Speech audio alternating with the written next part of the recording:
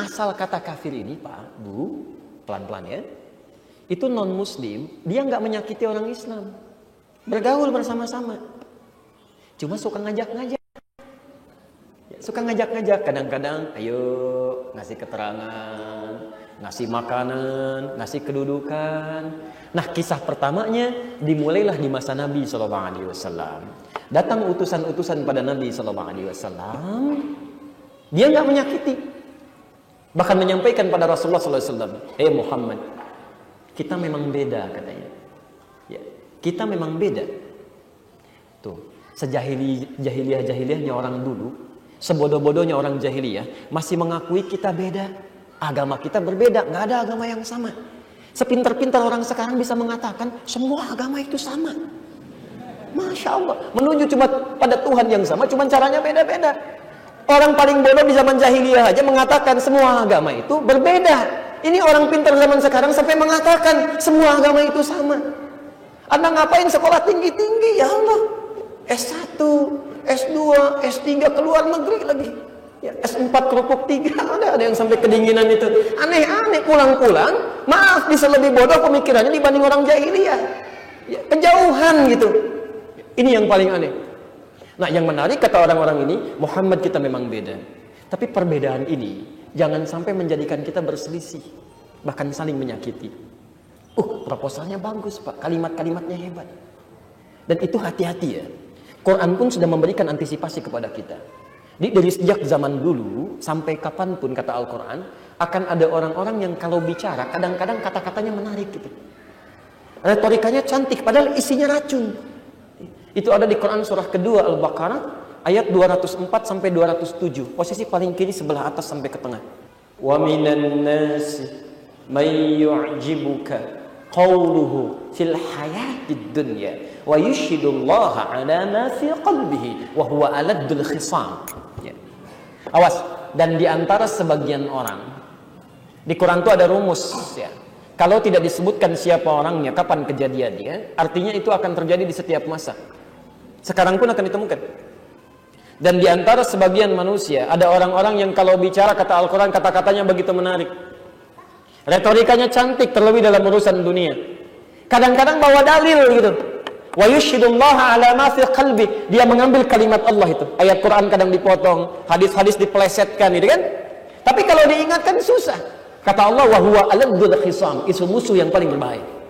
Itu musuh yang paling berbahaya. Teman-teman sekalian, datang utusan ini berkata pada Nabi Muhammad, kita memang beda, tapi jangan sampai perbedaan ini menjadikan kita berselisih. Kita gantian sajalah. Hari ini kami datang untuk menyembah Tuhan kamu. Malam datangnya. Nanti besok kamu bisa ikutan ke tempat kami. Bisa ikutan ke tempat kami. Tapi masih ingat tadi? Kalau ada orang yang non-muslim, tidak menyakiti tapi suka ngajak-ngajak, bahasa Arabnya disebut apa? Kafir. Kalau banyakan tambah undi juga kafirun, maka turun ayat namanya langsung menyebut nama mereka, surah Al-Kafirun. Turunlah ketentuan yang sangat indah. Perhatikan prinsip pertama ini yang kita garis bawahi. Katakan Muhammad, Nabi saja yang dekat dengan Allah, terjamin surganya, diminta mempraktekkan. Maka bagaimana dengan kita yang bukan Nabi dan yang belum jelas surganya? Harus lebih daripada itu. Lihat firman Allah, katakan Muhammad, ya ayyuhal kafirun, hei orang-orang yang beda akidah denganku, la a'budu ma ta'budun. Sampai kapanpun, bentuknya mudhari, present, continuous, future. Sampai kapanpun, entah itu sekarang, nanti atau di masa yang akan datang pada zaman umatku hidup, la a'budu ma ta'budun. Tidak akan pernah aku menyembah apa yang kalian sembah itu. Menariknya, kalimatnya menggunakan bentuk tunggal, kata gantinya saya. Jadi prinsip dalam akidah itu, maaf, bukan cuma komunal. Setiap kita mesti punya prinsip. Awas, hati-hati, setiap diri kita, karena tidak akan ditanya masalah keluarga, yang ditanya diri kita. Jadi jangan sampai misalnya, mohon maaf ya, ada orang tuanya begini, anaknya ikutan begitu, kerabatnya ikutan begini. Tidak, setiap kita masing-masing akan ditanya oleh Allah. La a'budu ma ta'budun. Saya tidak akan pernah menyembah apa yang kalian sembah. Ini yang paling indah. Wala antum abiduna ma a'bud. Dan kalian pun nggak perlu repot menyembah yang saya sembah. Aturan toleransi yang indah. Satu, baru muncul aturan dalam Islam. Perhatikan dengan makna tadi. La a'budu ma ta'budun. Aturan Islam pertama terkait dengan toleransi, kita tidak diperkenankan, tidak boleh ikut-ikutan a'bud, diartikan dengan menyembah. Fokus ya. Kalau hanya menyembah, itu ibadah namanya. Tapi kalau sudah bentuknya progresif kata kerja, bukan cuman ibadahnya, tapi segala hal yang terkait dengan proses ibadahnya. Misal, maaf ya, saya ambil contoh dulu ya. Misal, ada salah satu umat ya di Indonesia ataupun di dunia yang ibadahnya misalkan punya tempat khusus ya. Misal di hari kalau besok hari apa? Hari Ahad. Mereka menyebut dengan minggu, nanti saya jelaskan kapan munculnya minggu ini. Misal, mereka ibadah. Aturan Islamnya indah. Indah. Pertama, bagi kita orang Islam, itu kata Al-Quran, tidak boleh ikut-ikutan prosesi penyembahan yang berlangsung di tempat mereka. Ya, hari apapun, dan bagaimanapun cara ibadahnya. Yang menarik kalimatnya menggunakan kata kerja, bukan pada prosesnya saja. Ya, ingat, artinya apa? Semua proses yang terkait dengan ibadah ini, baik ikut ke tempat ibadahnya, baik kemudian misalnya ikut-ikutan dalam atributnya, baik itu kemudian misalnya ikut-ikutan menyediakan hal terkait ibadahnya. Kata Nabi, cukup bagi umat Islam, tidak boleh ikut-ikutan yang seperti itu. Jelas? Yang indah tidak sampai sini. Wala antum abiduna ma'abud. Anda pun nggak perlu repot ikut-ikutan kemudian pada proses ibadah kami. Jadi kalau kita punya misalnya Idul Fitri misalnya, kita ada Idul Fitri, Anda nggak usah repot-repot terkait dengan ibadah kami, biarkan kami aja. Nggak harus Anda juga mengenakan atribut kami, misal ikut-ikutan pakai peci, ikut-ikutan pakai sarung, ikut-ikutan misalnya bikin ketupat dan sebagainya. Kami nggak menginginkan itu.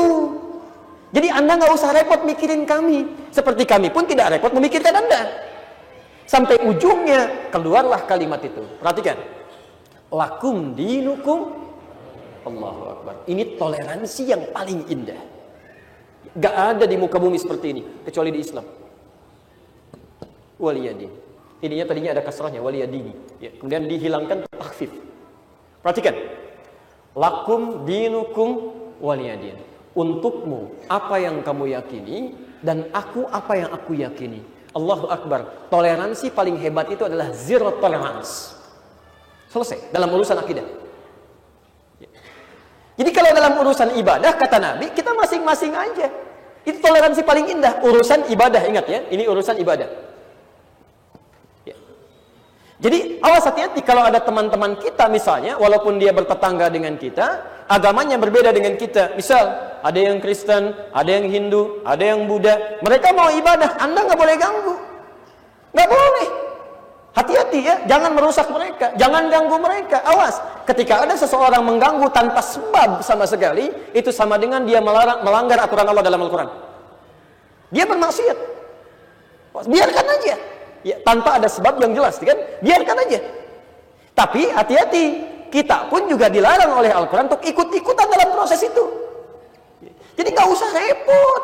Aduh, di masjid banyak pencurian misalnya, kan terjadi sendal hilang, tas hilang, aneh sebetulnya. Kenapa bisa terjadi? Ya. Tapi kok laskarnya pada jagain tempat ibadah yang lain? Masya Allah, tempat ibadah orang dijagain, masjid nggak mau turun, kan agak aneh nih. Ngapain gitu kan? Nah, karena itulah kemudian pelan-pelan, saya teruskan dulu. Konsep ini menjadi konsep yang luar biasa dalam Islam. Diminta dipraktekkan. Aturan pertama, nggak boleh ganggu orang ibadah. Tapi juga jangan ikut-ikutan ke dalamnya. Anda ikutan, Anda pun melanggar. Konsep kedua, bagi non-muslim pun, tolong jangan repot-repot ngurus ibadah kami. Biarkan kami yang ibadah. Kalau ini bisa dipraktekkan dalam konteks kehidupan bermasyarakat, demi Allah saya katakan, indah kehidupan itu. Selesai. Ya. Maaf. Misal, mohon izin ya, sekarang bulan Desember itu. Ada Natalan misalnya. Saya tuh suka bingung, kenapa di Indonesia itu masalah nggak pernah tuntas. Setiap datang mau 25 Desember, selalu orang bertanya, apa hukumnya mengucapkan Selamat Natal? Memang dari kemarin nggak pernah selesai masalah ini. Harusnya sudah nggak usah banyak ditanyakan lagi gitu kan. Tiap waktu selalu muncul. Jadi kalau orang Kristen mau Natalan, silakan, itu kepercayaan Anda. Tapi orang Islam juga tidak perlu GR, nggak harus bantu-bantu, tidak harus pakai atribut, tidak harus kenakan macam-macam. Udah nggak usah ikutan. Seperti halnya saat Idul Fitri, kita juga tidak harus menuntut orang untuk ikut urusan kita. Jelas sampai sini? Itu yang paling indah. Kalau bisa dilakukan, maka damai kehidupan, tenang. Itu jaminan Allah, tenang, nyaman. Tapi kalau urusan kemanusiaan itu berbeda. Ya silahkan saling membantu, ya, saling menolong satu dengan yang lainnya. Saya beri contoh begini. Anda bertetangga dengan orang Kristen, sampingnya Buddha misalnya. Anda masak sayur, Masya Allah, kata Nabi, siapa yang memasak makanan kemudian tercium kepada tetangga baunya, maka dia diminta oleh Nabi untuk berbagi makanan dengan tetangganya, walaupun hanya sekedar, oh awas, baca hadisnya dengan total ya. Itu kalau Anda masak kuahnya aja, bagi kuahnya. Tapi kalau Anda masak dengan daging-dagingnya, oh jangan pelit. Anda makan dagingnya, kuahnya bagi orang gitu kan. Ini sunnah Nabi, cari masalah.